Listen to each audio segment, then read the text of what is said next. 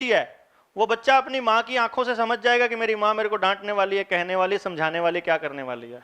पापा को भी मूड देख के बात करता है अगला। मतलब लैंग्वेज, कुत्तों की भाषा हो, इशारों की भाषा हो, जानवरों की हो, एनवायरमेंट से भी वाइब्रेशंस कैच कर लेते हैं ऐसे बच्चे जिनका लिंग्विस्टिक अच्छा होता है। जरूरी नहीं है मैं हिंदी अंग्रेजी की बात कर रहा हूं। अब जिनका लिंग्विस्टिक अच्छा है बाय बर्थ, वो 5 साल की उम्र तक 10 भाषाएं सीखने की काबिलियत होती है उनमें। मतलब जितनी मर्जी लैंग्वेजेस सिखा दो वो कभी कंफ्यूज नहीं होंगे, कॉप अप कर जाएंगे आराम से। They are meant for language basically. अब अगर म्यूजिक अच्छा है और लैंग्वेज अच्छा है, ही इज अ सिंगर। ठीक है जी, म्यूजिक अच्छा है, लैंग्वेज अच्छी है, क्रिएटिव दिमाग है, तो गाने लिखने शुरू कर देगा, पोयम लिखनी शुरू कर देगा, गीतकार बन जाएगा। हैं जी, गीत गा भी सकता है और गीत लिख भी सकता है। लिंग्विस्टिक अच्छी है तो उसको पढ़ने का शौक भी होएगा, नॉवेल्स खुद ही होएगा अपने आप ही। और जिसको पढ़ने का शौक अच्छा है उसको लिखने का भी शौक होएगा ऑटोमेटिकली। कुछ दिनों के बाद उसने लिखना ही लिखना है जिसको पढ़ने का शौक होएगा। तो जिसका लिंग्विस्टिक अच्छा है उसको अगर किताब लिखनी नहीं आती तो बंदा डायरी जरूर लिखेगा। वो मतलब मेरे पास एक ऐसे पर्सन आए जिन्होंने मुझे कहा, डॉक्टर साहब 50 साल उम्र हो गई है, परमात्मा का दिया सब कुछ है, पर जिंदगी में ना अच्छा सा नहीं लगता कुछ। 3-3 फैक्ट्रियां हैं, खूब मोटी टर्नओवर है, पर अच्छा सा नहीं लग रहा। इंटर और इंट्रापर्सनल इंटेलिजेंस के बाद में अगर उसका लिंग्विस्टिक स्ट्रांग है, समथिंग इंपॉर्टेंट, अगर लिंग्विस्टिक अच्छा, अब उसके पास इंटर और इंट्रापर्सनल के बाद में उनका लिंग्विस्टिक अच्छा था। मैंने उनको बोला कि भाई साहब आप ना थोड़ा लिखा करो। बोलते लिखता तो मैं सारा दिन रहता हूं। मैं कहा वो जो कागजों में रिकॉर्ड बनाते हो वो नहीं कह रहा हूं, जो दिमाग में आ रहा है ना कुछ भी उल जलूल, वो लिखना है। Do you find your self कि आधा घंटा ऐसा मिल जाए आपको? वो तो रात को ही पॉसिबल है डॉक्टर साहब। तो मैंने कहा आप एक काम करिए, 1 हफ्ते के लिए ट्रायल बेसिस पे मेरे कहने से रोज आधा घंटा जाने के बाद लिखना शुरू कीजिए, and just tell me after 1 week कि कैसा फील होता है। जैसे डॉक्टर देता है 3 दिन की ले जा दवाई, अगर आराम हो तो बताना। Like that. आफ्टर 1 वीक कहता यार मैं तो 1 हफ्ते की छुट्टी पे जा रहा हूं पहाड़ों पे लिखने के लिए। He was feeling like that कि यार शाम को लिखने बैठता हूं, सोचा था आधा घंटा लिखूंगा, रात रात बीत जाती है। They love to do that, simply they are meant for that thing, उसी के लिए बने हैं। वही चीज मिल जाए तो चाहिए ही नहीं उनको कुछ भी। तभी तो ये फकीर होते हैं, पेंटर हुआ चाहे राइटर हुआ, बाद में करोड़पति बने बात अलग है, लेकिन ये जिंदगी ऐसी जीते हैं उनको पता लग जाता है बचपन में कि ये चीज चाहिए। माँ बाप को भी आपने ये नहीं बताना है कि इसे लेखक बनाना है, ना ना ना ना, उनको इतना बताना है इसको जो पसंद हो वैसी नॉवेल्स लाके दे दो, पढ़ने का शौक डालना भर है, बस कुछ नहीं करना आपने, बाकी काम वो अपने आप कर लेगा। स्पोर्ट्समैन पैदा हुआ है तो उसको ग्राउंड तक लेकर जाना आपका काम है, बाकी वो रास्ते ढूंढ लेगा खुद ही। म्यूजिकल इंटेलिजेंस हाई है तो उसको बोलना है माँ बाप को कि जी बाकी पढ़ाई के साथ साथ सिर्फ 1 घंटा म्यूजिक की क्लास ज्वाइन करा दो। फिर वो बच्चा अपने 23 घंटे की मेहनत उस म्यूजिक क्लास के लिए काट लेगा। और ये गारंटी से कहता हूं, and it worked all the times, कि उस बच्चे को म्यूजिक क्लास डाल दी, मैंने बोला 2 महीने इसको पढ़ने को मत बोलो और म्यूजिक सिखा दो। म्यूजिक सिखा दिया। अब बोले जी 2 महीने पूरे हो गए, अब क्या करें? मैं कहा अब ये करो कि इसको बोलो कि अगर नंबर कम आए तो म्यूजिक क्लास छुड़वा देंगे। वो चस्का लगा दिया पहले, अब म्यूजिक क्लास के बिना बंदा जी नहीं सकता, उसके चक्कर में बेचारा पढ़ रहा है। वो उस 2 घंटे के इंतजार में 22 घंटे पढ़ा लो, कोई दिक्कत नहीं है उसको, लेकिन उसको वो चीज मिलनी चाहिए एक बार कि हां इसके बिना मैं नहीं रह सकता। और वो एक बार मिलने के बाद ही महसूस हो जाएगी ना, महसूस होने के बाद ही मोटिवेट होगा, महसूस होने से पहले मोटिवेट नहीं होगा। उसके लिए पेशेंस चाहिए होता है, उसके लिए माँ बाप को समझाना है और उसी के लिए आपको समझना है।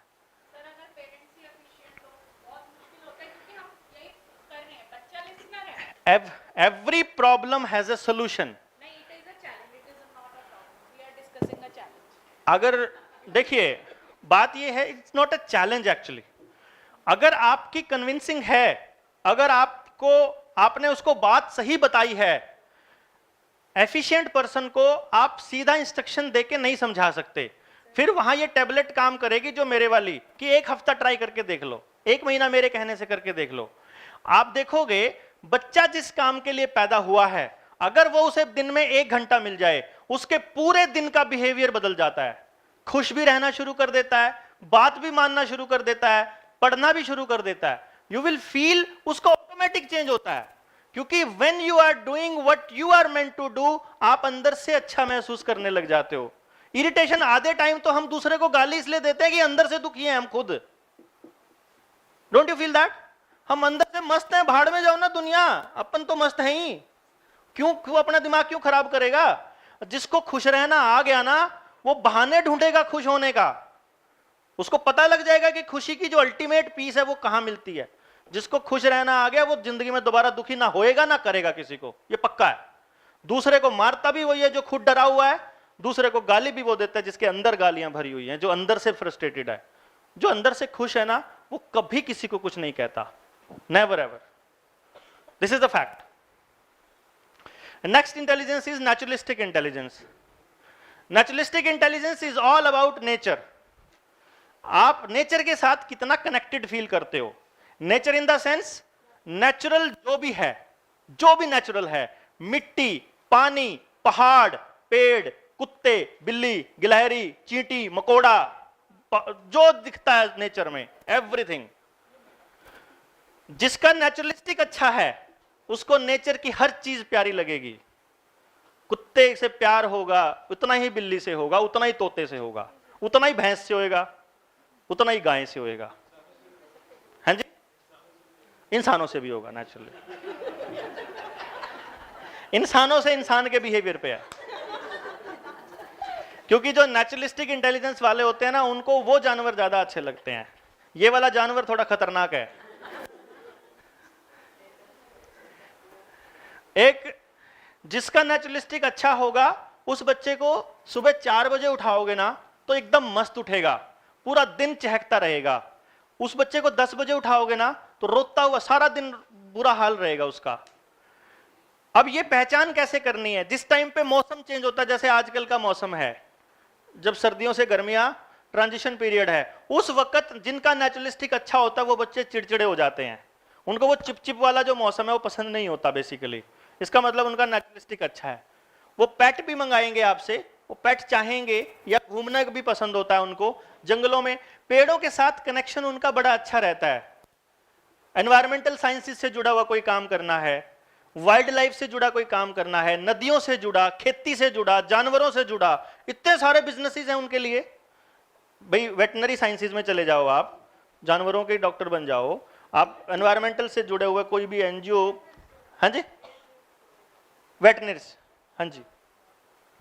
अब जिनका नेचुरलिस्टिक लो होता है वो बच्चे ऐसे होते हैं, रात को जगा लो सुबह 4 बजे तक, सुबह ना उठाओ भाई, सुबह 11 बजे तक सोना है, सुबह 12 बजे तक सोना है। They will always tell you कि मम्मा रात को जगा लो, आपने सुबह नहीं उठाना। Not modern at all, not modern at all. इससे मॉडर्न का और उसका कोई फर्क नहीं पड़ता। जिसका नेचुरलिस्टिक अच्छा है ना, बचपन में सुबह उठा के एक बार ले जाओ, एक बार ले के जाओ, हफ्ता लेके जाओ, उसके बाद वो रह ही नहीं सकता बिना उठे सुबह। नेचुरलिस्टिक अच्छा है, एक डॉग दे दो इसको, उसको बोलो सुबह तेरे को घुमा के ले जाना है, आपके टाइम से पहले उठ जाएगा वो। मॉडर्न और पुरानी जनरेशन का कोई लिंक नहीं इससे हाथ। उसको नेचुरल चीजों से कनेक्शन आपको देना पड़ेगा। अब चस्का ही नहीं पड़ा उसको नेचर का, उसको पता ही नहीं कि नेचर का क्या आनंद है, तो वो हाई होते हुए भी डम पड़ा रहेगा घर में, उसे पता ही नहीं। फिर वो जो बातें क्लास में दोस्त करते हैं, अगर वो नेचुरल, अगर वो लिसनर पर्सनालिटी है तो उनका असर हो जाएगा बस, कि वो कहते हैं कि मम्मा सोने नहीं देती, मैं तो 10 बजे तक सोता हूं। फिर वो इसलिए 10 बजे तक सोता है कि मेरा दोस्त सो रहा है 10 बजे तक। सो आपको वो चस्का देना पड़ेगा। दैट्स व्हाट आई सेड ना। मतलब मैंने, ये एक नेचुरल चीज है कि मैंने बहुत से बच्चों को घर में पेट ले आए, हफ्ते बाद घर वालों को बोल दिया कि अब इनको बोलो कि होमवर्क करे बिना तो पेट के पास चला गया ना तो इसको वापस दे आएंगे। तो आते ही सबसे पहले होमवर्क करता, क्योंकि पेट के पास जाने की जल्दी है उसको। सिंपल है। अब जिसका विजुअल इंटेलिजेंस हाई है, उस बच्चे को अगर आर्ट क्लास नहीं दोगे, उस बच्चे को अगर आर्ट क्लास या फोटोग्राफी क्लास नहीं दोगे, तो वो बच्चा कार्टून देखेगा, वो बच्चा एनिमेशन देखेगा, वो बच्चा उन चीज विजुअलाइज, क्योंकि उसकी वो भूख शांत हो रही है ना आंखों वाली, वीडियो गेम खेलेगा। वो बच्चा जिसका विजुअल अच्छा है, उसकी गारंटी है कि उसको वही सब्जी घर में पसंद नहीं आएगी, वही सब्जी वो शादी में खा लेगा। उससे तेज मिर्ची की चीज वो बाहर खा लेगा होटल पे, लेकिन वहां पे नहीं खाएगा घर में। जिनका विजुअल बढ़िया है। वही बच्चे हैं जो कार्टून देख रहे हैं, तो वही बच्चे हैं जो बाहर खाना खा रहे हैं, घर पे नहीं खा रहे हैं। रीजन बीइंग, खाना कितना स्वादिष्ट है उनके लिए यह मैटर नहीं करता, खाना खाते हुए शक्ल में कैसा है और आसपास का माहौल में कितना साफ सुथरा, वो फर्क पड़ता है उनसे। बिकॉज उनकी प्रेजेंटेशन इंपॉर्टेंट है उनके लिए, क्योंकि उनकी आंखें मांगती हैं वो चीज, उनकी बस की बात नहीं है, उनका विजुअल स्ट्रांग है बेसिकली। तो जिसका जो स्ट्रांग है उसको वही काम देना हम। अब किसी का विजुअल नेचुरलिस्टिक स्ट्रांग है और विजुअल अच्छा है, विजुअल से फोटोग्राफी हो गई, नेचुरलिस्टिक से नेचर हो गया, तो डिस्कवरी चैनल वाले ढूंढते हैं ऐसे ऐसे लोगों को जिनका नेचुरलिस्टिक और विजुअल अच्छा हो, वाइल्ड लाइफ फोटोग्राफी हो।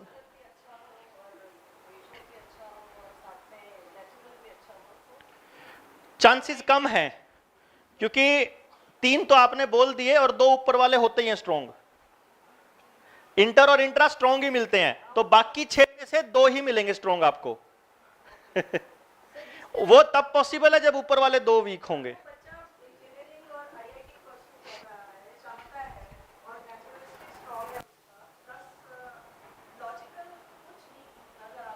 हाँ हाँ हाँ हाँ,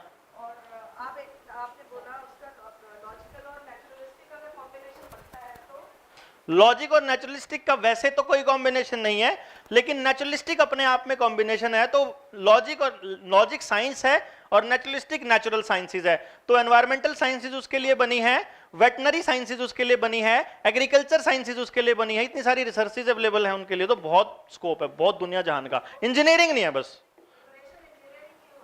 सर आजकल तो एनवायरमेंटल इंजीनियरिंग भी आ गई है, उसमें माइक्रो ऑर्गेनिजम्स का करते हैं, वो भी कंबाइन हो गया, लॉजिकल एंड दैट नेचुरलिस्टिक। अब मुझे बताने की जरूरत नहीं है आपको, अब आप पे कर लेंगे।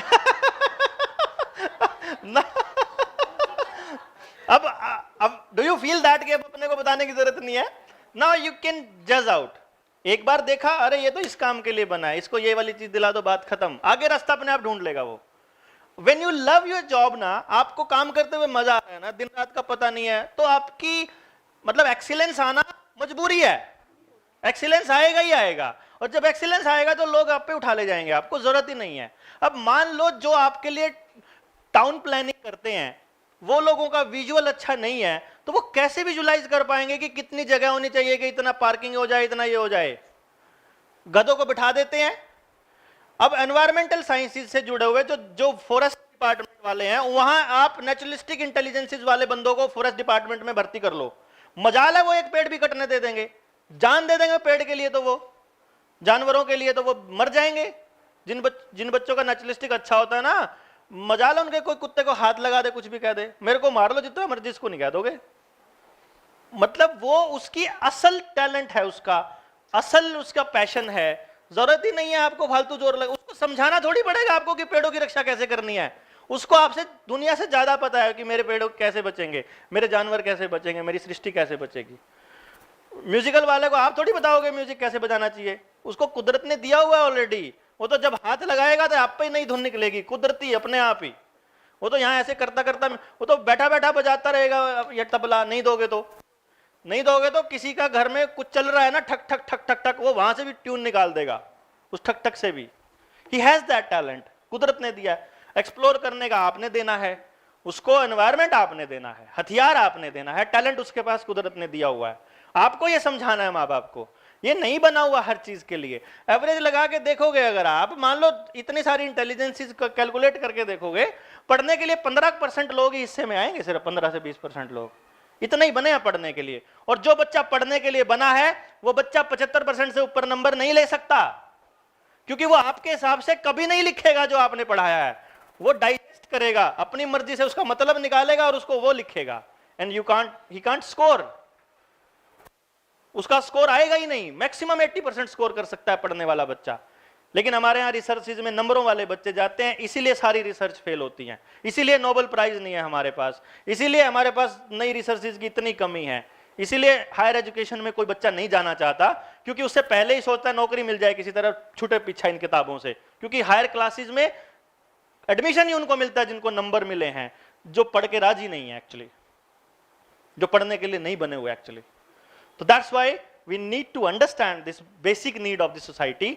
और इसके लिए अपने को ऐसे काम नहीं चलेगा कि आपको खड़ा होना पड़ेगा, सिंपली बोलना भी पड़ेगा, आवाज भी उठानी पड़ेगी। ठीक है, जब तक नहीं बदलता तब तक हम वैसे ही सिस्टम के अंदर जितना चेंज हो सके उतना करो, नहीं हो तो कोई बात नहीं, हार्डली मैटर्स।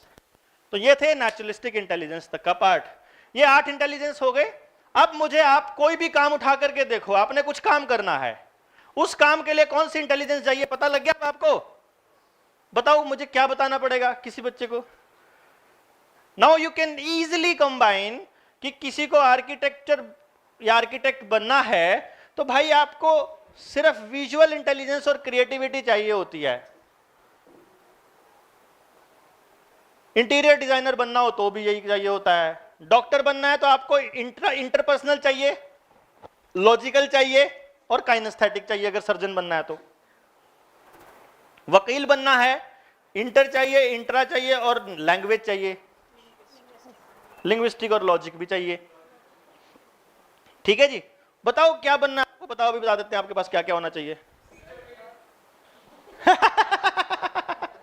टीचर के लिए जिस सब्जेक्ट का टीचर है उस टीचर, जैसे मान लो म्यूजिक का है तो म्यूजिक, साइंस का है तो लॉजिक, मैथ का है तो लॉजिक, लैंग्वेज का है तो लिंग्विस्टिक और इंट्रा।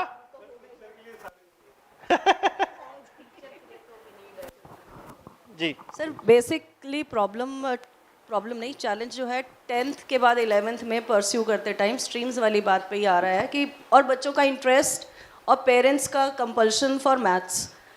ऐसा होता है कि पढ़ना है, क्यों पढ़ना है और क्या बनना है उन्हें भी नहीं पता, बच्चे को भी नहीं पता। गॉट। और उस सिचुएशन में हम उसे एडवाइज ही आप बोल रहे हैं कि करे, आप किसी को भी कंपेल नहीं करेंगे और सलाह नहीं दे सकते हैं। नहीं, आप थोड़ा पॉइंट को दूसरा ले गए, मैं बताता हूँ, अभी क्लियर करता हूँ। हाँ। अभी क्लियर करता हूँ, प्लीज बताइए। लीजिए सर।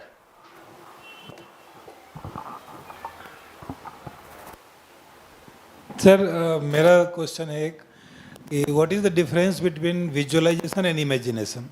जी श्योर। विजुअल और इमेजिनेशन में फर्क है और मैम ने पूछा है कि हम उनको सलाह नहीं देंगे। देखिए, मैंने जो लाइन बोली थी ना, वो शायद आपने उससे पहले की 2-3 लाइन नहीं सुनी, 2-3 वर्ड नहीं सुने। मैंने वहां कहा था कि जब बच्चा 2-3 साल का या दूसरी तीसरी क्लास में है तब हम उसको नहीं कहेंगे कि तुझे क्या बनना है, तब हम उसे सिर्फ क्लास में एडमिशन करा देंगे। पैशन उसको अपने आप मिल जाएगा 2-3 साल के अंदर कि मुझे ये करना है, अब उसको आपको बताने की जरूरत नहीं पड़ेगी। जहां बात क्लास 10 की बात आती है, जैसे कि मैंने बताया, ज्यादा नंबर उनके हैं जो बेसिकली ड्रामा और थिएटर के लिए बने हैं। आप उनके माँ बाप को आज कन्विंस नहीं कर सकते। जब मैं इस बात को जब मैं मूवमेंट बना चुका होऊंगा, उस दिल्ली के अंदर इस बात के स्टेडियम में जब मैं आपको बुलाऊंगा तो आपने भी 100 आदमी अपने साथ लाने होंगे। मैं एक दिन एक बहुत बड़ा पेरेंट्स के लिए मैंने क्या किया हुआ है मैं आपको बता देता हूं। अभी मैंने एक सिग्नेचर कैंपेन रन किया हुआ है पेरेंट्स के लिए, जिसमें मैं गांव-गांव जाकर पेरेंट्स को इस बात के लिए मना रहा हूं कि तुम्हारे बच्चों की असल जिंदगी रट्टे मारने में नहीं है, जिंदगी जीने में है, और उसके लिए माँ बाप मान भी रहे हैं। तो मैं उनको ये कह रहा हूं कि हम इस बात का सवाल उठाएंगे, सरकार से सवाल पूछेंगे कि हमें इस तरह का एजुकेशन सिस्टम चाहिए, उसके लिए मुझे तुम्हारी सपोर्ट की जरूरत पड़ेगी, तुम्हें वहां होना पड़ेगा। तो नाउ इट्स योर ड्यूटी कि मैं आपसे भी, उनसे भी कहता हूं और आपसे भी कह रहा हूं कि उस दिन मैं रामलीला मैदान में या किसी स्टेडियम में उन लोगों को बुलाऊंगा, तब एक एक आदमी अपने साथ 20-20, 50-50, 100-100 आदमी जितने ला सकता है वो लेके आए, ताकि हम इस लॉजिक पर वहां बात करें और वहां से हम किसी आदमी को, किसी बड़े नेता, एजुकेशन मिनिस्टर, किसी को बुला के वहां हम अपना मांग पत्र रखें कि भाई ये चीज हमारे को चाहिए, बेसिकली हमें इस तरह की एजुकेशन सिस्टम चाहिए, ऐसी एजुकेशन पॉलिसी चाहिए। जो आप कह रहे थे कि ये पॉलिसी बनती हैं और जो हमारा हाथ नहीं होता, बट हमारे लिए तो बनती हैं, हमारे बच्चों के लिए तो बनती हैं। हम सवाल नहीं करेंगे, हम पूछेंगे नहीं तो कौन बनाएगा फिर? जिसको मालूम है वो तो पूछे ना। अब आपको पता लग गया, आप तो मांगो ना ये सवाल और उनके भरोसे छोड़ दो। उनके इतनी अकल कहाँ है उनमें कि वो हमारी इन बातों को समझ पाएंगे? तो हमें इसलिए एजुकेट करने के लिए मैं दिन रात लगा हुआ हूं, and then we need to come over there, और फिर वहां बैठ करके और लंबी चर्चा करेंगे, और लंबी बातें करेंगे और इस पर देखेंगे कि इसका कितना फर्क पड़ता है। जब तक वो नहीं होता है तब तक क्लास 10 के जो बच्चे हैं आपके पास, उनको आप स्ट्रीम इसके हिसाब से बता सकते हैं और मैक्सिमम बच्चे उसमें आ जाएंगे सेट। इवन जो फ्लैशी बच्चा है और जिसके बहुत अच्छा स्कोर कर रहा है, जो 10 CGPA ले रहा है 10वीं क्लास तक, आप उसको भी कहोगे, जैसे मैं आपको बताता हूं, मेरे पास एक बच्चा आया, वो आके कहता है कि मेरे इसके हमेशा 10 CGPA आए हैं। मैंने पेरेंट्स के बोला इसको पढ़ाई के लिए मत भेजो। देन ही सेड के सर मैं तो MBBS करना चाहता हूं। बेटा तुम MBBS सिर्फ इसलिए करना चाहते हो क्योंकि तुम्हारे आसपास के लोगों को लगता है कि सबसे इंटेलिजेंट बच्चा डॉक्टरी में है। तुम सिर्फ वो नाम गेन करने के लिए कर रहे हो, तुम ये मान लो। अब उसका PMT में एडमिशन भी हो गया और उसने दाखिला भी ले लिया। मेरे पास उसकी रिकॉर्डिंग्स पड़ी हुई हैं। मैं क्योंकि किसी को मतलब अलाउ नहीं करता फोन करना, तो मैं उसको बोलता हूं अपना वॉइस मैसेज रिकॉर्ड करके भेज दो। उसने मेरे को फोन किया, मैंने उसे बोला बेटा वॉइस मैसेज भेज दो, मैं जब खाली आराम से बैठाऊंगा तब सुनूंगा और उसके बाद बताऊंगा, क्योंकि उससे टोन भी पता चल जाती है सामने वाले की कि गुस्से में है कि कैसे है, जब वो आराम से सुनता हूं मैं। वो बच्चा रोते हुए मुझे मैसेज कर रहा है, सर मैं सुसाइड करना चाहता हूं, मैं नहीं जीना चाहता ये वाली जिंदगी। 3 महीने में छिक लिया वो PMT में दाखिला करवा के। उसको नहीं करनी PMT, मुझे नहीं करनी डॉक्टरी। अब मैं क्या करूं? मैं अपने इकलौता माँ बाप का बच्चा है, 10 CGPA लेता आया है, माँ बाप उम्मीद कर रहे हैं कि यहां भी टॉप करेगा यूनिवर्सिटी को। No what next? तब वो बैठ करके हमारी चर्चा हुई लंबी। Now he settled over there. मैंने उसको कुछ इलाज बताया कि तू इस बंदे के पास जाके वहां पे, यूनिवर्सिटी में मेरे जानकार थे, इधर PGI रोहतक में था वो बच्चा। तो ऐसे करके हमारी बातचीत हुई एंड देन उसके बाद उसने भेजा थैंक यू सर, अब मैं now I am doing well, अब कोई दिक्कत नहीं कर रहा है। वो आएगा वो अंदर से। अब ही इज नॉट मेंट फॉर मतलब दैट मेडिकल लाइन। डॉक्टर बनने के लिए पैदा हुआ ही नहीं है। डॉक्टर बन के भी उसने अपनी अधिवेशन में गाने ही गाने हैं, वहां भी उसने लोगों को एंटरटेन ही करना है बेसिकली। वहां भी उसको मजा तभी आएगा जब वो राइटिंग पार्ट। मेरे कितने सारे डॉक्टर दोस्त हैं जो लिखते हैं, जो कविताएं लिखते हैं, हमारे ग्रुप्स में डालते हैं, ये कविता तूने लिखी डॉक्टर, अरे पागल तू गलत जगह आ गया यार, you are not meant for this. बन जाएगा, ठीक है। देखो अपना काम क्या है? अपना काम है एग्जैक्ट सलाह देना। माँ बाप के हिसाब से अपनी स्टेटमेंट नहीं बदलोगे आप। अगर आपको मालूम है कि ये बच्चा वहां खुश रहेगा, आपको बताना है कि ये बच्चा वहां खुश रहेगा, चाहे डालो जहां मर्जी। हमने तुम्हारे को इसकी अल्टीमेट हैप्पीनेस का रास्ता बता दिया। अब होगा क्या? जिन लोगों को मैंने आज से 15 साल पहले उनकी हैप्पीनेस के रास्ते बताए थे, मैं तो तब बच्चा सा दिखता था, कोई मानता भी नहीं था। आज तो चलो मेरा नाम है तो थोड़ा लोग थोड़ा फॉलो कर लेते हैं, अब तो 100% करने लग गए। पहले तो मतलब मेरे को बेवकूफ बोलते थे, एकदम पागल बोलते थे, मेंटल है। तो उस टाइम पे भी मैं नहीं मानता था कि तुम्हारा रास्ता यही होगा, तुम देख लेना आखिर में तुम वहीं जाओगे। अब जब 10 साल के बाद 12 साल के बाद जब उनका बच्चा वही लैंग्वेज बोल रहा है ना जो मैं उनकी डायरी में लिख के आया हुआ हूं ऑलरेडी, उनके पास जो रिपोर्ट दी हुई थी उस रिपोर्ट में लिख के आया हुआ हूं कि तुम देख लेना तुम यहीं आओगे, वो वहीं आए आखिर में। उनको अच्छा वहीं आके लगा। वो जो भी कर रहे थे उनको नौकरी छोड़नी ही पड़ी, उनको अच्छा लगा ही नहीं जब उस जिंदगी में। And you need to dare that. वो फिर उनके जो रिश्तेदार थे, लोग थे, उन्होंने मानना शुरू किया। It took time. मुझे 17 साल हो गए ऐसे पागलों की तरह घूमते हुए, थोड़ा टाइम नहीं हुआ है। एंड अभी तक मैं कहीं पे नहीं पहुंचा हूं अगर देखा जाए तो। बट मुझे यह पता है कि यही रास्ता सही है। अब आपको भी पता लग गया होगा यही रास्ता है। और कोई रास्ता हो तो बताओ आपके बच्चों को। नहीं, बिल्कुल नहीं। मेरे को तो आज तक मेरा पता नहीं चला मैं किस में हूं।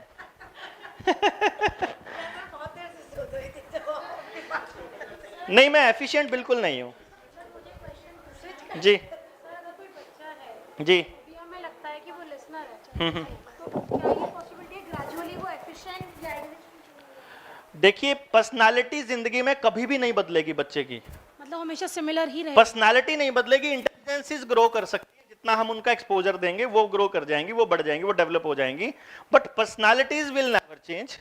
और दूसरी बात, आपको जो दिख रहा है जरूरी नहीं है वो हो उसकी दूसरी पर्सनालिटी, क्योंकि आप जब उससे बात करते हो, देखते हो, वो एक ही पर्सनालिटी देख पा रहे हो। अगर हम किसी बच्चे को इमेजिन कर रहे हैं अभी जी, या जी, सोच जी। के चल रहे हैं तो हमें एक कॉम्बिनेशन नजर मोर और लाइक 80 और 90% वो वही है, मतलब कॉम्बिनेशन चांसेस। हाँ, ये देखो, ये बात पे डिपेंड करेगा कि आपकी ऑब्जर्वेशन कितनी एक्यूरेट है, आप मेरे कौन से शब्द को क्या ले रहे हो, आप उसको वहीं पहुंचने की कोशिश कर रहे हो कि नहीं जहां मैं पहुंच रहा हूं। क्योंकि जिनका लिंग्विस्टिक इंटेलिजेंस स्ट्रांग होता है वो एक इशारे से ही सब समझ जाते हैं, और जिनका लिंग्विस्टिक इंटेलिजेंस कम होता है उनको कह कुछ और रहे होते हैं, वो अपना मतलब कुछ और ही ले रहे होते हैं। You need to be there कि आपका वो कितना है कैसा, मुझे नहीं मालूम ना कि आप उसको क्या समझ रहे हो, क्योंकि आपकी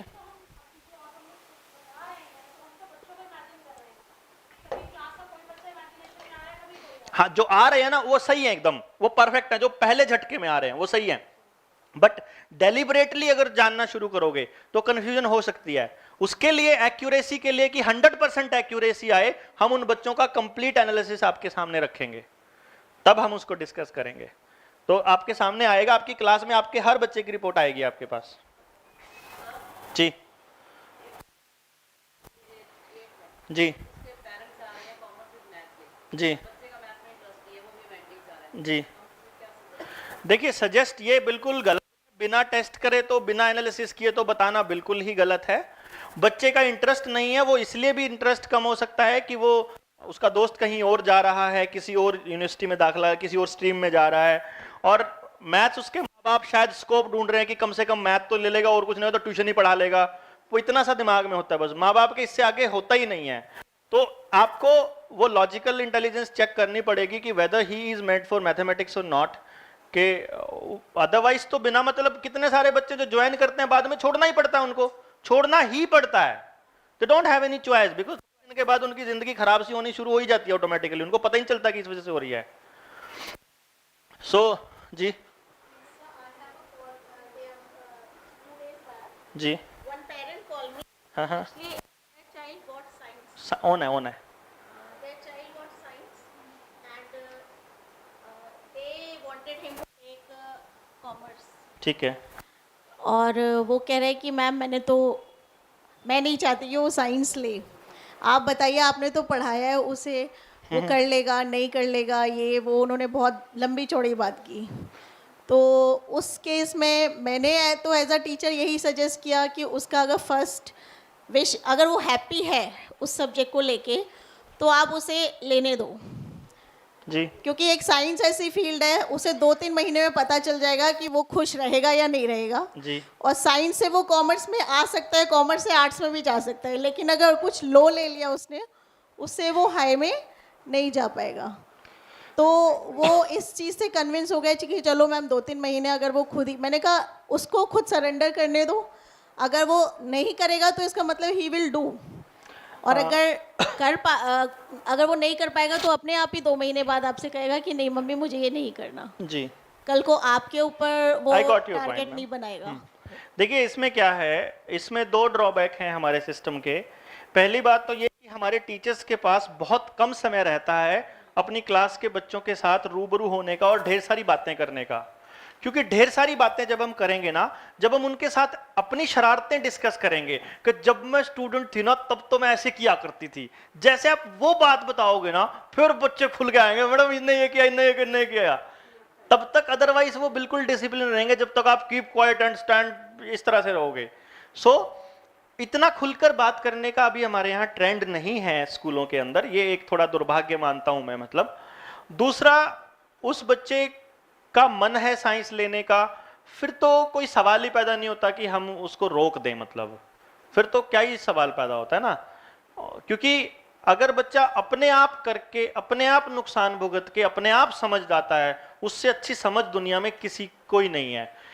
और इस चक्कर में माँ बाप को बहुत साफ, मैं आपको एक बहुत बार बोलता हूं, मैंने बहुत बच्चों का 11वीं में पेपर देने वाले थे, स्ट्रीम चेंज करा के, यू वांट मतलब बिलीव कि मैंने आर्ट कैंसिल करा के उनको नॉन मेडिकल में दिलाया, नॉन मेडिकल कटवा के उनको मेडिकल कराई, नॉन मेडिकल कटा के उनको कराई। Everyone just asked a question, sir 1 साल खराब हो जाएगा, and I always convince them by saying that कि जिंदगी से तो अच्छा ही है ना, पूरी भरी जिंदगी खराब होने से तो बेटर है ना, जिस रास्ते लेकर जा रहे हो यहाँ जिंदगी खराब है, पर यहाँ सिर्फ 1 साल खराब हो रहा है।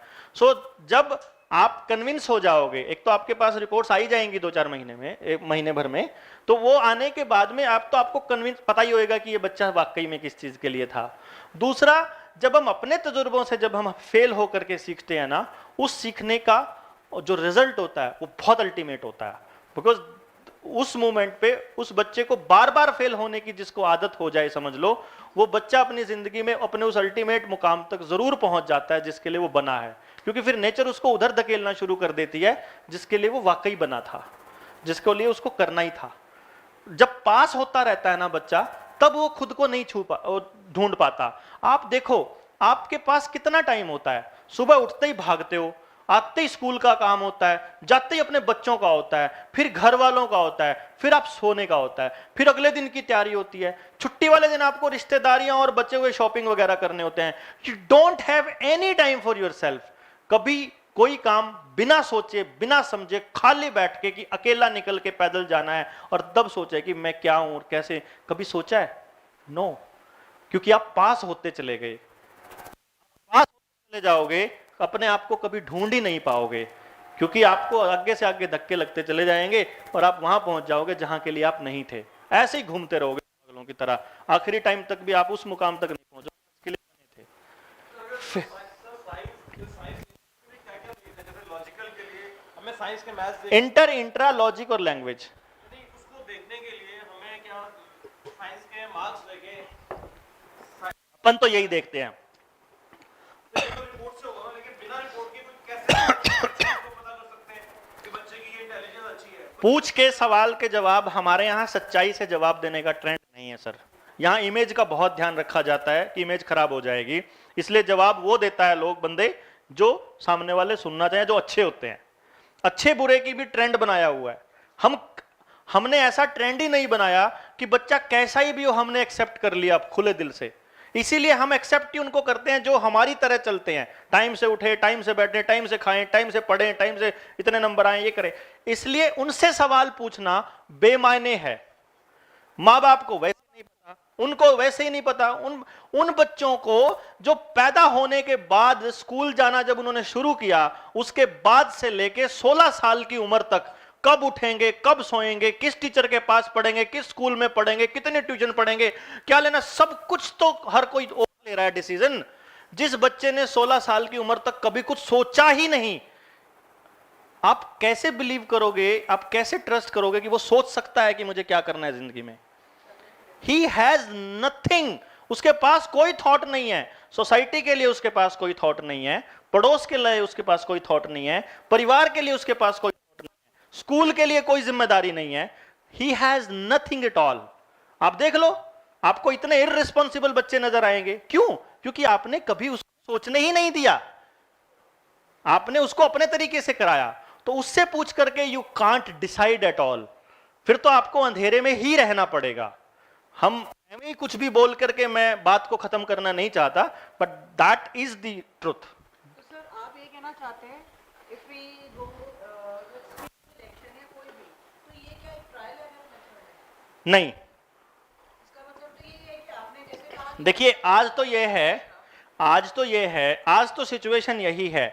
आज तो आपकी सोसाइटी के अंदर आपको ऐसे लोग मिलेंगे, मोर देन 60% जो स्ट्रीम ले रहे हैं, उस स्ट्रीम को ढो रहे हैं, उसको पढ़ रहे हैं, कहीं एडमिशन्स के ऑप्शंस भी बहुत लिमिटेड हैं, और आखिर में जो मिल रहा है उसी को एक्सेप्ट करके आगे चल रहे हैं। अभी तक तो यही हो रहा है, ये अभी तक।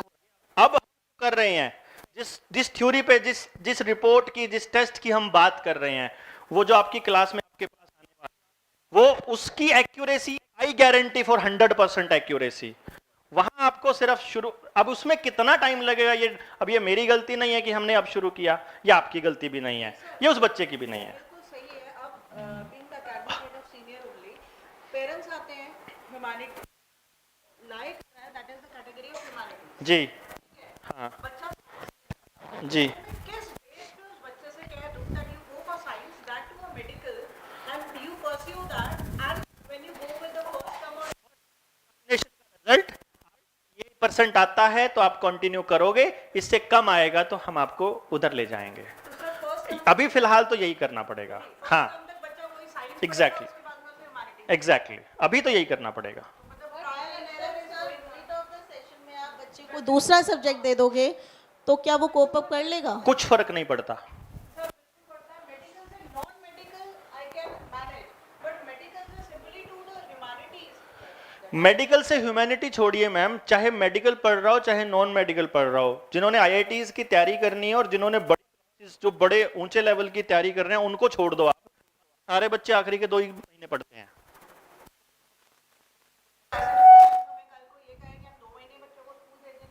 ये आपको थोड़ी, तो आपको कह रहा हूं मैं, तो मैं ट्रुथ बता रहा हूं। आपने मास्टर्स किया होगा, कैसे किया है? मास्टर्स क्लासेस में मुझे पता है कि 5 पे 5 क्वेश्चन आने हैं, 10 कर लो, 5 पक्के आने हैं, फर्स्ट डिवीजन 100% श्योर है मास्टर्स में। ये तरीका है पढ़ने का। इवन MPhil में ये तरीका है कि ऑलरेडी किसी की थीसिस पढ़ के उसी को एक नाम बदलो, जगह बदलो और वो करो, वो कर दो। इवन रिसर्च में ये हो रहा है। बीए बीएससी हर जगह आखिरी के 2 महीने ही पढ़ रहा है बच्चा। इवन इंजीनियरिंग में भी, इंजीनियरिंग कॉलेज में भी 2 महीने ही पढ़ रहा है। हम PhD करें हैं तो रिसर्चेस के हमारी 2 साल की जो होती है, जो 2 साल में कंप्लीट कर लेता है, वो 2 साल दो रिसर्च हाँ तभी तो करता है ना। ऐसा तो नहीं है मैं लास्ट के 2 I have done my PhD in linguistics English, तो अगर मैं लास्ट के 2 महीने काम करूंगी तो वो मेरी रिसर्च पूरी नहीं होगी। पीएचडी कैसे, पीएचडी तो 5 साल में भी हो रही है। पीएचडी तो 5 साल ही चलेगी। हाँ, पीएचडी तो 5 साल में भी हो रही है, पर काम 5 साल नहीं हुआ है। काम 5 साल नहीं होता है। नहीं सर, 2 साल तो चाहिए हमें। नहीं सर, टॉपिक अटकता है ना, यदि टॉपिक अटकता है तो हमें 5 साल लग जाएंगे उस मैडम, topic से पीएचडी वाले पॉइंट को अगर छोड़ दें हम, PhD is a research part, उसको छोड़ दें, इसका सारा क्रेडिट ये गाइड पे है कि गाइड आपसे कितना करवाना चाहता है, कैसे करवाना चाहता है, आप क्या करना चाहते हो, इस पे बिल्कुल नहीं है। गाइड क्या करे जब उस टॉपिक से रिलेटेड हमें चीजें ही नहीं मिल रही। वो आपको नहीं मिल रही, वो तो बात अलग है। मैं बाकी एकेडमिक्स की बात कर रहा हूं। ये एमए तक जाते हैं ना, हम आखिरी के 2 महीने ही पढ़ रहे हैं।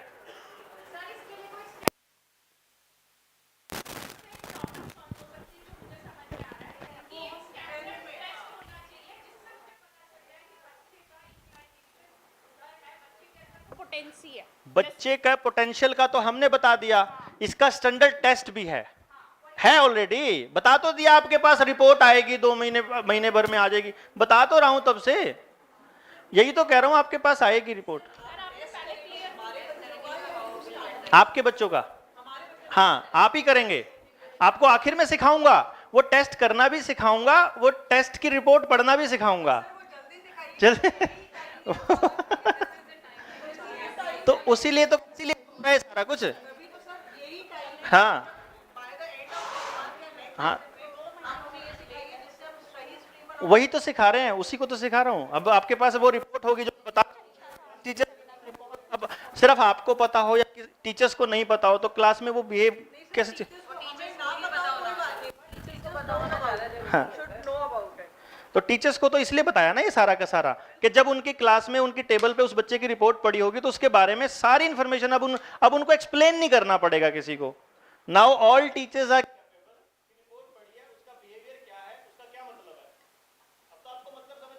लगेगी ना।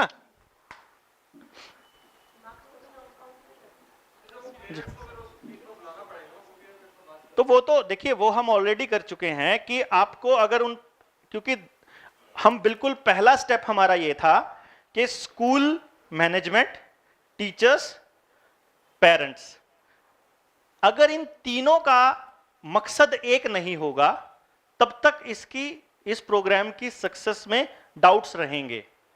मैनेजमेंट ने सारी कहानी आपके ऊपर छोड़ दी, मुझे लगता है कि अब आप तैयार हैं।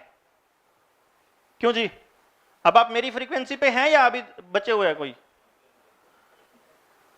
क्या कहते हैं?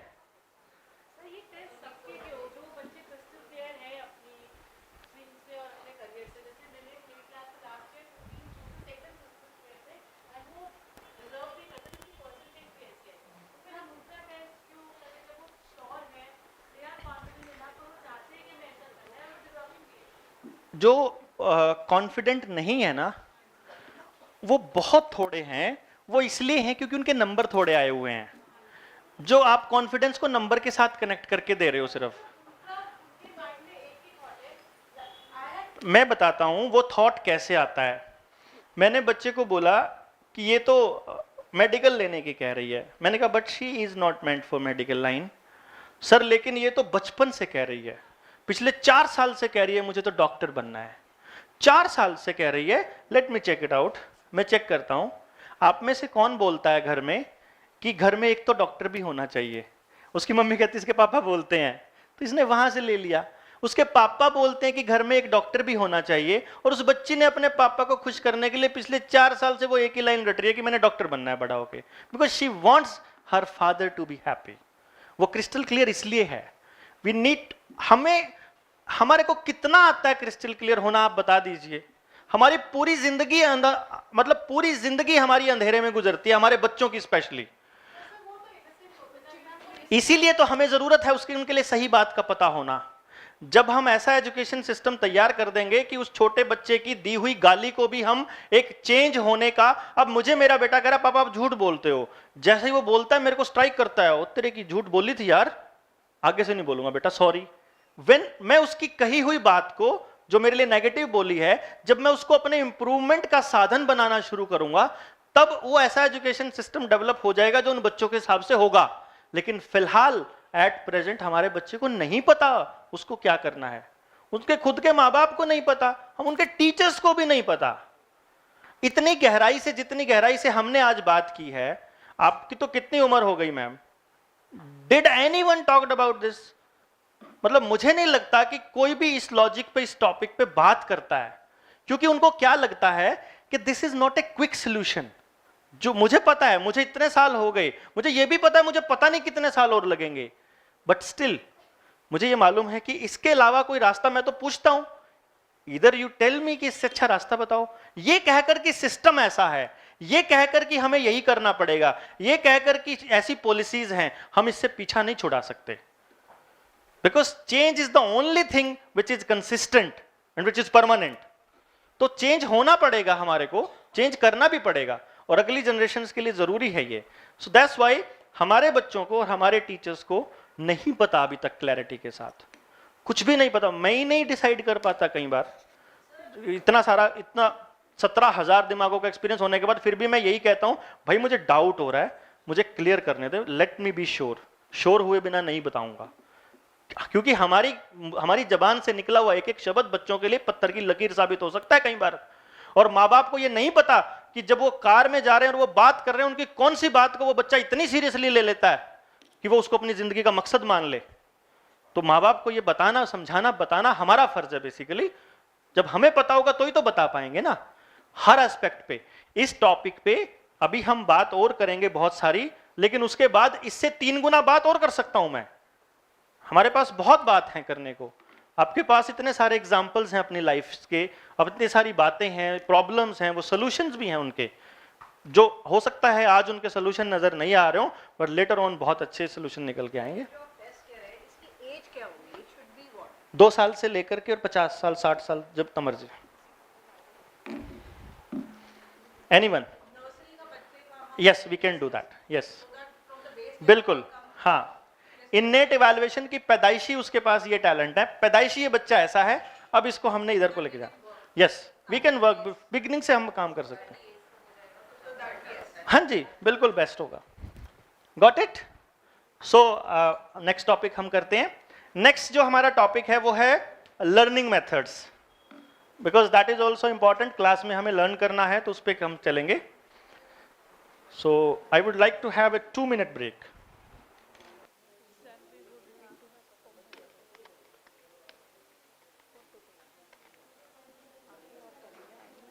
स्ट्रीम अलॉटमेंट में भी अभी तो आई थिंक जब सारा कुछ क्लियर हो जाएगा देन उसको थोड़ा हम लोग दोबारा, you can ask the question, आप अपने क्वेश्चंस लिख लीजिए। और आई थिंक एक एक्सरसाइज या होमवर्क कर सकते हैं हम लोग के, आप लोग इंजीनियरिंग बनने के लिए क्या क्या इंटेलिजेंस रिक्वायर्ड है, कौन कौन सी इनेट क्वालिटी पर्सनैलिटी रिक्वायर्ड है। तो ऐसे करके सीए बनने के लिए क्या क्या रिक्वायरमेंट है, आप अपने आप बना लीजिए, 2-3 जो भी चाहिए इंटेलिजेंस वो आप लिख लीजिए। और उसको नेक्स्ट जब आएंगे तो एक बार डिस्कस कर लेना, जब यू गोइंग टू टेल के भी इस इंटेलिजेंस का मतलब इस स्ट्रीम के लिए हमें ये चाहिए, तो सबका चेक हो जाएगा कि आप सब ठीक तरह से समझ गए नहीं समझ गए। I think everybody can do that. या साइंस वाले साइंस के सब्जेक्ट से रिलेटेड कर लें, जो कॉमर्स वाले कॉमर्स के हिसाब से कर लें, और ह्यूमैनिटी वाले ह्यूमैनिटी के हिसाब से प्रोफेशंस का डिवाइड करके क्या क्या उनकी इंटेलिजेंस चाहिए और क्या क्या इनेट क्वालिटी चाहिए।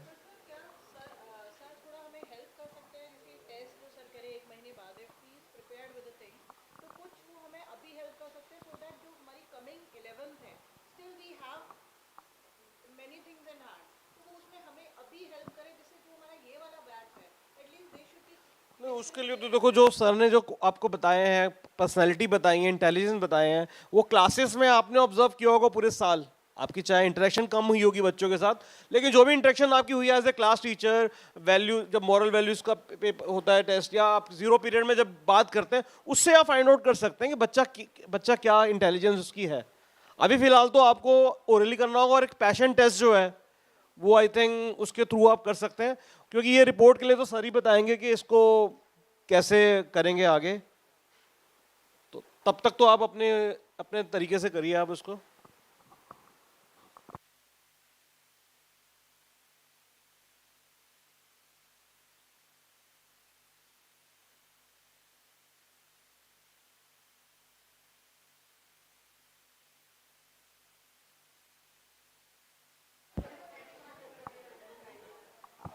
अब सर कह रहे हैं कि ये बहाने हैं जैसे बच्चे बहाने करते हैं सर हमें कि आज के लिए इतना ही बहुत है।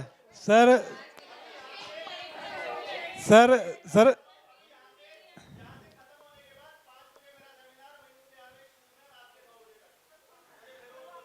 Sir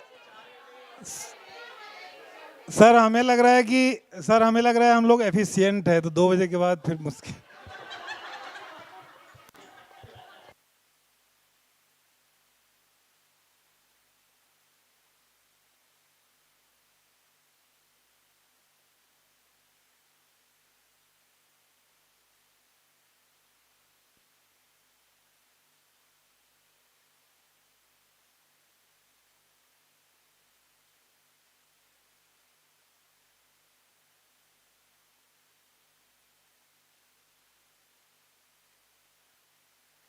we too have.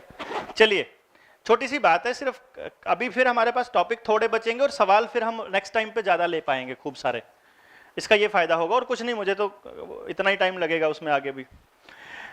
Learning methods हैं क्लासरूम में जब आप याद कराते हैं, मान लो अभी जैसे अभी हमारा ट्रेंड है कि हमें चीज़ें याद करके लिखनी होती हैं, तो फिलहाल एट प्रेजेंट तो हमारे को उसी सिस्टम के हिसाब से चलना पड़ेगा।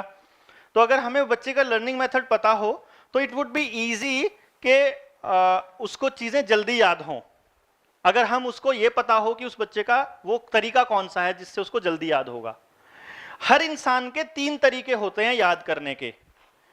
वैसे तो और भी सेंसरी ऑर्गन्स हैं, जैसे हमारी नाक है, वहां से भी याद कर लेते हैं हम कि अच्छा आज नमकीन चावल बने हैं, ऐसे ही पता लग जाएगा ना सूंघ के ही, बताना बिना बताए। बट स्टिल क्योंकि क्लासरूम कंडीशंस की हम बात कर रहे हैं तो हम वहीं पे बात करेंगे। उनमें 3 तरीके हैं। One is the kinesthetic, other is the auditory और विजुअल। आमतौर पे ये तीनों मेथड्स हर किसी में मिलते हैं, लेकिन इनमें से एक मेथड डोमिनेटिंग होता है जो सबसे ज्यादा होता है। ठीक है ना, जैसे अगर हम 100 को डिवाइड करें कि लर्निंग मेथड पूरा 100 मानने, उसमें से 33% एवरेज हो गया 33.3, तो जिसका 35, 37, 36 हो गया 1 मान लो, तो समझो वो डोमिनेट करता है। इसका मतलब वो ऐसा तरीका है जिससे याद करने में हमें मतलब टाइम नहीं लगेगा, क्विक याद हो जाएगा। ठीक है ना। अब सिर्फ हमें उस बच्चे का वो लर्निंग मेथड पता हो तो हमने उस बच्चे को सिर्फ इतना बताना है, बच्चे तूने ऐसे याद करना है बस। नाम लेके रोहन, सोहन, पिंकी, शिंकी, टिंकी, पिंकी, ये 6 बच्चे हैं, इन्होंने घर जाके ऐसे काम करना है क्योंकि ये काइनेस्थेटिक लर्नर है, और ये तुमने ऐसे करना है क्योंकि तुम ऐसे वाले लर्नर हो, बाकियों को ऐसे याद हो जाएगा। ठीक है ना जी। तो वो तरीका इतना सा पता लग गया क्लास में, हमें पता है, हमारे पास रिपोर्ट पड़ी हुई है सबकी, हमने उनको बुला के अलग से 1-1 मिनट तो लगानी है, बेटा तूने ऐसे याद करना है, बस बात खत्म। उसके बाद लाइफ टाइम उसकी जो एफिशिएंसी है, पहले जो काम वो 2 घंटे में कर रहा था वही काम आधे घंटे में, पौने घंटे में करना शुरू कर देगा।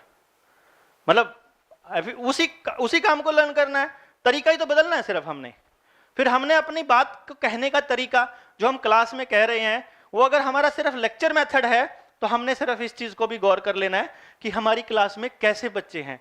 हम इसको ऐसे भी कन्वर्ट कर सकते हैं कि एक क्लास हम सारी काइनेस्थेटिक लर्नर्स की इकट्ठी कर लो, अगर ऐसा हो सकता है तो।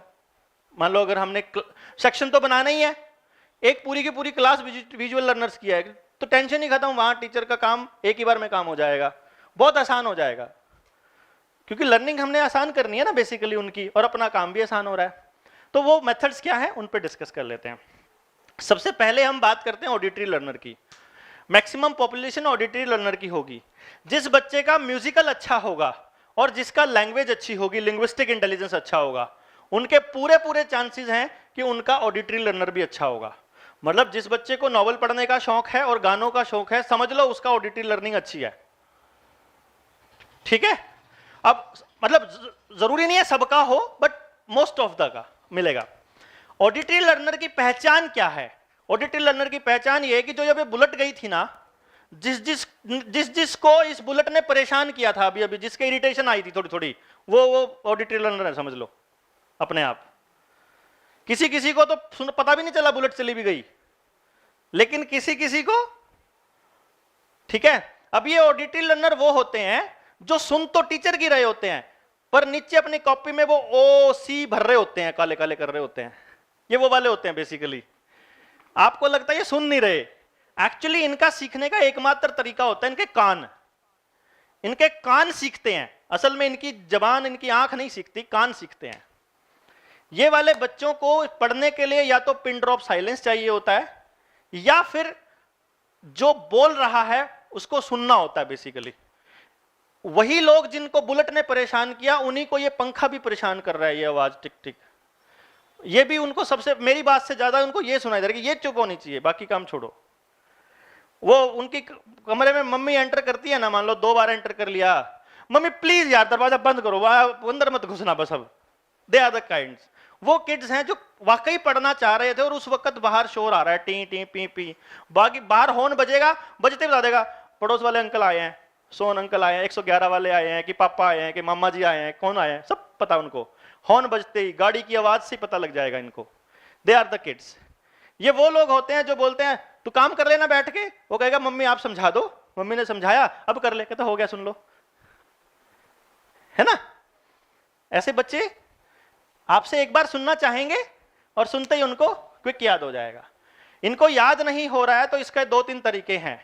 पहला, इनको बोलो बोल बोल के करो, क्योंकि बोलेंगे तो खुद की आवाज सुनाई देगी। दूसरा, अपने बोले हुए को रिकॉर्ड कर लो, जो किताब में लिखा हुआ है ना, हेडफोन लगा के, आजकल तो सबके पास स्मार्टफोन है, नहीं है तो छोटे छोटे, जैसे मेरे पास रखा हुआ है डिक्टाफोन सा छोटा छोटा, ऐसा रखो और जो भी बोल रहे हो उसको रिकॉर्ड करके रखो, पॉकेट में डाल के बोलते रहो, बोल बोल के करो, उसके बाद रात को पढ़े हेडफोन लगा के सुनते रहो, अपने आप याद हो जाएगा। Nothing to do with books. Clear ना। ऐसे बच्चे, इवन आप कुछ एक्टिविटी क्लास में कर रहे हो और बच्चे के पास उसका रिकॉर्डेड वर्जन अगर पड़ा हुआ है, वो बच्चा जब उसको सुनेगा तो आपकी हर एक्टिविटी अपने आप याद आ जाएगी, उसको जरूरत ही नहीं है। सो इट्स वेरी इजी, बोलकर करना है, simple. Pin drop silence is not possible in Delhi, यहां तो पॉसिबल ही नहीं है ना, हर किसी का घर गली के मुहाने पे है, तो पी पी टी टी तो रहेगी। तो उससे बचने का तरीका हेडफोन लगा के सुनो। ऐसे बच्चे आमतौर पे डिस्ट्रैक्शन से बचने के लिए ना टीवी या रेडियो चला लेते हैं, कह रही है क्या सर रहा है, तू गाने सुन रहा है कि ये कर रहा है, उसको नहीं पता कि ये कंसंट्रेशन का सबसे आसान तरीका है उन बच्चों के लिए। नेक्स्ट, ये बच्चे और अगर कंसंट्रेट करना चाहते हैं तो अपने कमरे में वो वाला म्यूजिक लगा सकते हैं, जो इंस्ट्रूमेंटल म्यूजिक रघुपति राघव वाला बजती रहती है ट्यून पीछे से ना, दूसरे वाली ओम ओम साईं राम टाइम पे कुछ भी बजता रहे, मतलब any time, and the concentration is over, मतलब done, everything is fine. Efficiency automatically double हो जाएगी जैसे ही ये पता लग गया कि he is the auditory learner. ठीक है जी, फर्स्ट। सेकंड टाइप है काइनेस्थेटिक लर्नर। ये वाले बच्चे होते हैं, इनके जबान और इनके कान नहीं सीखते, इनके हाथ पैर सीखते हैं। मतलब ये तब तक नहीं सीखेंगे जब तक अपने हाथ से नहीं कर लेंगे। जैसे आमतौर पे हम कहते हैं कि लिख लिख के देखो, इनके लिए काम करता है, लिख लिख के देखो। ऑडिटरी वालों के लिए नहीं करता, इनके लिए करता है। तो इन बच्चों की खासियत क्या है, इन बच्चों को जो काइनेस्थेटिक लर्नर हैं, इनको कभी भी किसी और के नोट से याद नहीं होंगे। अगर आप देखते हो, अगर आप चाहते हो कि ये गाइड से याद कर लें, ये किसी के नोट्स फोटोकॉपी करके ले आए वहां से याद कर लें, या किताब में से नोट कर लें, इनको कभी याद नहीं होगा। इनको अगर याद होगा तो अपने लिखे हुए से होगा। यानी अगर 11वीं 12वीं में बच्चा पहुंच गया है और काइनेस्थेटिक लर्नर है, तो उसको बताना पड़ेगा बेटा 3 किताबों में से छांट के जो जो तेरे को चाहिए अपनी कॉपी में तेरे को लिखना पड़ेगा, और कोई रास्ता नहीं है। एक बार लिख ले बस, अगली बार तो तू उसकी पर्ची बनाएगा, पर्ची बनाते बनाते याद हो जाएगा। होगा ना ऐसा कोई बंदा जरूर, जो बनाने की याद नहीं था, पर्ची बनाने लगा और उसको पर्ची बनाते बनाते याद हो गया। He is the kinesthetic learner, समझो। तो ये पक्का है, इनको अगर कुछ याद होगा तो सिर्फ अपने लिखे हुए से ही होगा। तो इनका मतलब क्या है, क्लासरूम में ऑडिटरी लर्नर से सुन लो खड़ा करके, या बुलवा दो, या उनको बोलो तू समझा दे सबको, और काइनेस्थेटिक लर्नर वालों से लिखवा लो 2 बारी बस, कुछ नहीं करना, आपको कुछ भी नहीं करना, 2 बार लिखवा दो काइनेस्थेटिक लर्नर से, अपने आप याद है, समझो पेपर में अपने आप हाथ अपने आप चले। ये वो बच्चे होते हैं जो पेपर करते करते करते करते एकदम पीछे पलट के जाएंगे, 3 पेज पलट के वहां ठीक करके फिर आ जाएंगे, होता ना ऐसा, बिना सोचे समझे अपने, क्योंकि इनके हाथ ऑटोमेटिकली वहीं पहुंचते हैं, इनको सोचना नहीं होता, कुछ भी दिमाग से काम नहीं करते, हाथ से करते हैं ये। They learn from their body parts, ठीक है जी। Learning by doing is the way, जिनको हम कहते हैं ना लर्निंग बाय डूइंग, ये वो बच्चे होते हैं। तीसरा विजुअल लर्नर होता है, वो विजुअलाइज करके सीखता है, मतलब वो फोटो खींचता है पहले तो, जो भी याद करने को दिया हुआ है देख लिया, लो सुन लो, सुनाने लगा, तीसरा नंबर वाला भूल गया, तीसरा पॉइंट, मम्मा एक बार बस तीसरा, एक छोटा सा बता दो बस, थोड़ा सा, ये वाले वो होते हैं, वो थोड़ा सा बताया फिर पूरी रेल बना देंगे, ये वो हैं रट्टेबाज, हाईली रट्टेबाज तगड़े। इनको वो चीज याद होगी जिसकी फिल्म ये दिमाग में चला सकते हैं आंख बंद करके, वो तो चीज इनकी पहली बार में याद हो जाएगी। जो इन्होंने फिल्म में देख लिया, इनको मूवी देखने का भी शौक होता है, कार्टून देखने का भी होता है, वीडियो गेम खेलने का भी होता है। जो इन्होंने कार्टून की शक्ल में देख लिया वो तो ये कभी नहीं भूलेंगे, बट जो ये किताब में पढ़ रहा है वो उनको कभी याद नहीं रहेगा। That's why visual method is the only way, smart class is the only way, YouTube lesson is the only way. करके दिखा दो इनको धरती कैसे घूम रही है, इनको जब तक आप नहीं बताओगे, ऑडिटरी लर्नर को याद हो जाएगा कि धरती सूरज के चारों तरफ घूम रही है, काइनेस्थेटिक लर्नर को लिखवा दो उसको याद हो जाएगा, बट ऑडिटरी लर्नर जब तक देख नहीं लेगा तब तक ये सोच रहा है कि घूमती कैसे है, समझ में नहीं आ रही। उनको एक बार दिखाना ही पड़ेगा कि धरती सूरज के चारों तरफ कैसे घूमती है। एक बार दिखा दिया कि अपने एक्सिस पे ऐसे घूमती है और सूरज के चारों तरफ ऐसे घूमती है, एक बार दिखा दो बस, उसके बाद डन, काम खत्म। सो आपको उनके लिए वीडियो लेक्चर्स अरेंज करने पड़ेंगे। वो चीज जो बता रहे हो वो सामने दिखनी चाहिए, एटम मॉलिक्यूल कुछ भी दिखा रहे हो वो सामने दिख रहा है तो अगले को याद होगा, अगर नहीं दिख रहा है तो नहीं याद होगा, इट्स गारंटीड। ठीक है जी, डन, इट्स ऑल। जी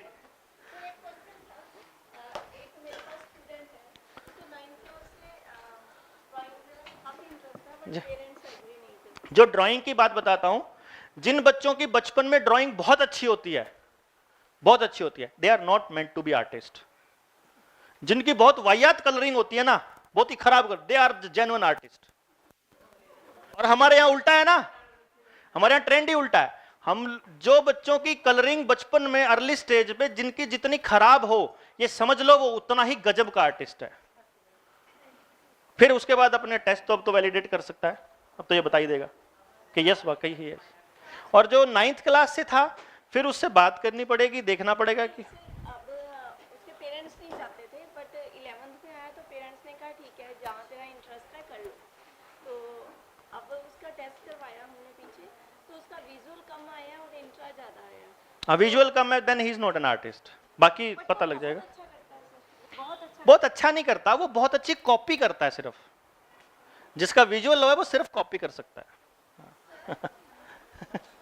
हाँ जी, यस प्लीज। कुछ बच्चे ऐसे होते हैं जो सुन के उनको समझ आ जाता है, जी जी, बट जब तक हम उनसे लिखवाए ना प्रॉपर्ली तब तक वो चीज़ याद नहीं रहती है।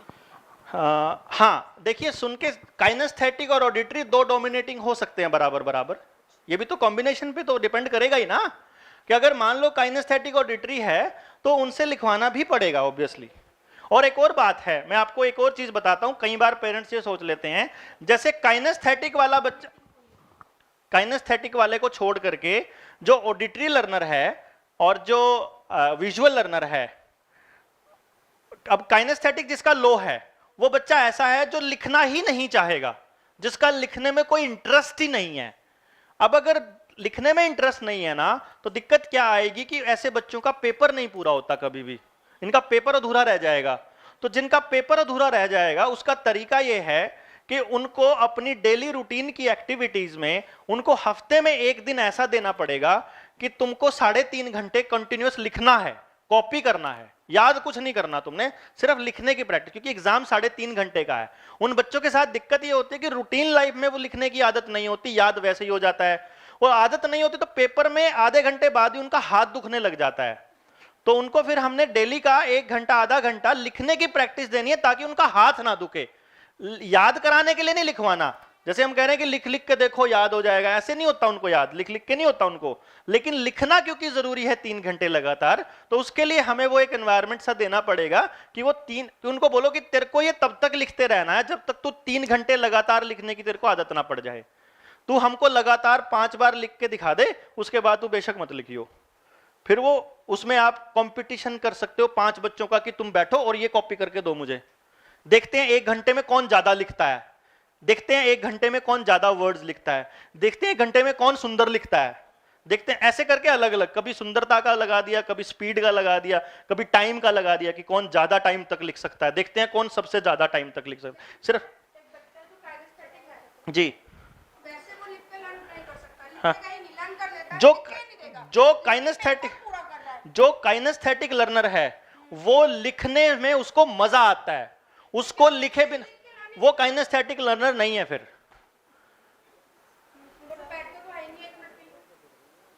फिर वो एनर्जी लेवल आगे आएगा, और भी टॉपिक है। क्योंकि बैठना बिल्कुल भी नहीं है, लेकिन वैसे लर्न कर लेगा, लेकिन उसको बोलो ना कि लिख के दिखा दे। और भी टॉपिक है, और भी टॉपिक है, वो बताऊंगा मैं जी। सर एक स्टूडेंट है हमारा, उसे जब भी कुछ लिखने के लिए बोले तो वो हमेशा एक एक्सक्यूज देता है कि मेरे हाथों में पसीना आ रहा है, मैं लिख नहीं पा रहा। जी सर प्रॉब्लम ये है कि ये वजह से वो स्कूल में क्लास में भी काम नहीं करता, तो हम उसे अलग से भी बिठाते हैं क्योंकि मेरी रिक्वेस्ट भी करते हैं, तो पेपर भी कंप्लीट नहीं होता है। जबकि उसकी देखिए जो हाथ में, एक तो ये पता चल, देखिए 2 चीजें होती हैं। एक हाथ में पसीना आ रहा है, इट्स ए मेडिकल प्रॉब्लम। अगर उसका kinesthetic, he is a kinesthetic learner और तब आ रहा है पसीना, काइनेस्थेटिक लर्नर कभी भी लिखने का बहाना नहीं करेगा, कभी भी नहीं करेगा, क्योंकि काइनेस्थेटिक लर्नर को तो मजा ही लिखने में आता है। वो तो एवं ही टीचर कह रहा है, सुन लो आप में से कितने सारे होंगे जिनका जी कर रहा होगा यार कुछ तो लिखने को मिल नहीं रहा, लिखता हूं, लिखे बिना उनका जी नहीं करेगा। उनको तो वो तो फोन पे बात कर रहे होते और नीचे वो सारे नोट्स बना रहे होते कि फोन पे बात क्या हो रही है, अगर कॉपी पेन हाथ में हो तो उस वक्त। जो काइनेस्थेटिक लर्नर की तो ये आदत होती है, kinaesthetic learner would love to right.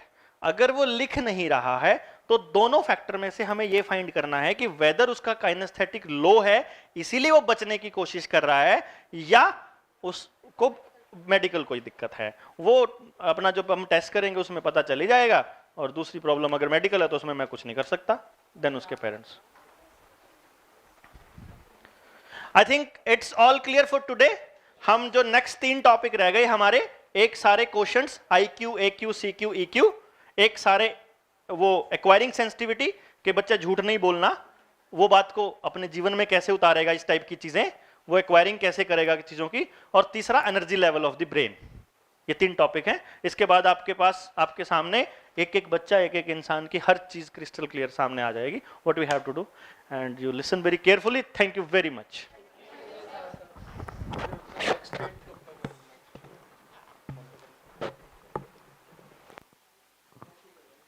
Okay, so next session, so we'll have it in the next week or when you want, like, so आप लोग date decide करके आप मुझे दे दीजिए, then we will decide the date, and second जो sir वो जो इनका टेस्ट का है वो कैसे इनको information मिलेगा टेस्ट का, वो बाद में we'll do it later. Okay.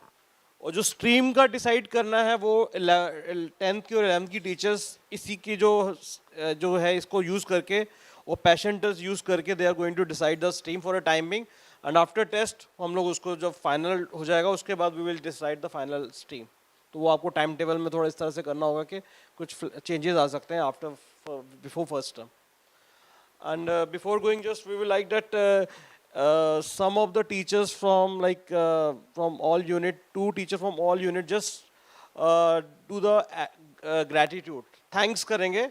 Just because we are starting this thing, we have to be in the attitude of gratitude. So, aap 2 teachers, any teachers can speak that I am gratitude for 2. You have to speak. Just 2 teachers from each unit. I think 2 teachers from senior, 2 from senior secondary, ma'am. So we can start with you. आप लोग तो कर ही दीजिए. Thanks. I'm very grateful to you, sir, for to the management for arranging such seminar, and Balhara sir also, because today we have very much clear with the multiple intelligences as well personalities, which will really help us to recognize the child capability, and accordingly we can work for the child. Very fit. Thank you so much. I owe my gratitude to Dr. Balhara and Sir for enlightening our knowledge, and definitely will bring the things in our practical life. Thank you so much, Sir.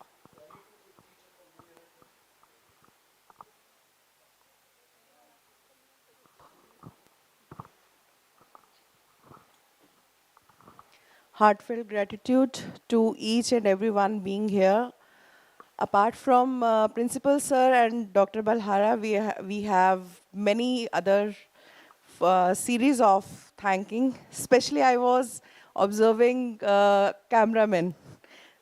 The time Sir was moving to and fro from here and there, he was continuously in that motion. So my gratitude to you, Sir, also, and you also. Thank you so much.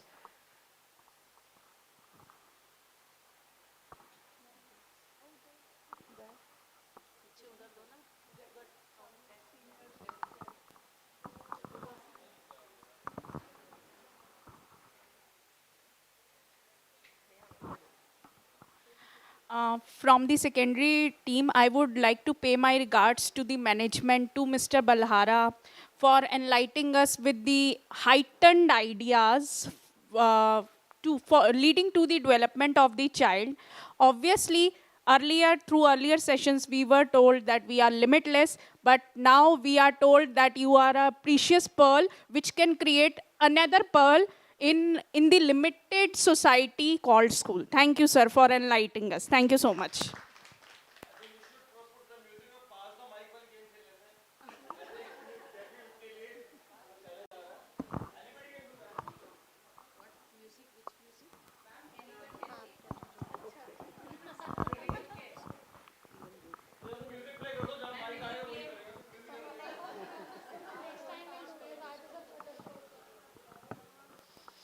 I feel gratitude towards my management who always keep such seminars for us that we feel enlightened, and we always become more knowledgeable and more enlightened, and we all feel gratitude towards Mr. Balhara, who has really given us so much knowledge. Thank you so much, sir. And we feel that in next sessions also we'll do the same. Thank you so much, sir. Good afternoon, everybody. My heartfelt gratitude to God Almighty first for providing me such a good platform, so that I feel proud today to be a teacher, because I have so many souls who I think I have to take care of. Thank you, God, for making me a teacher. Then my gratitude to our principal, sir, for providing us all such a platform that where we learn, enhance, and try to get the best out of our students. My gratitude to sir for coming here for such a motivational seminar and inspiring us to be the best teachers. I thank everybody here who was with us and your support. Thank you all.